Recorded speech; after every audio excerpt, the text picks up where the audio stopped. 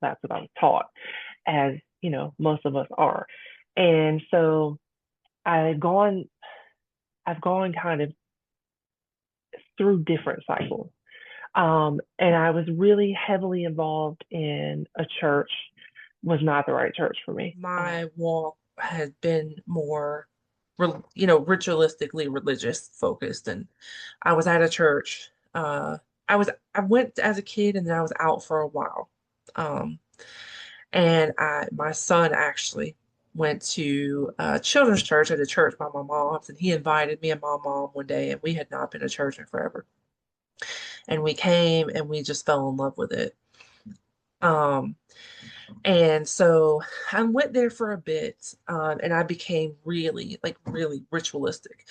And even to the point where my now husband was like, you kind of just became this different person, but it was almost like you would join a cult. Like it wasn't you know what I mean? It was weird for all of us.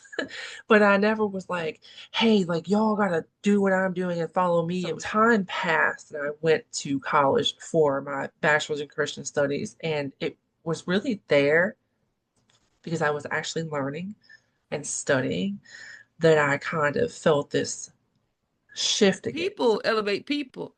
Doesn't mean they're anointed. Titles do not mean anointing.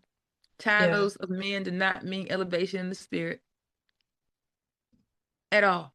The things that men appropriate, degrees don't mean anything in kingdom. We won't give anything to him. Won't none of it matter when we go before him.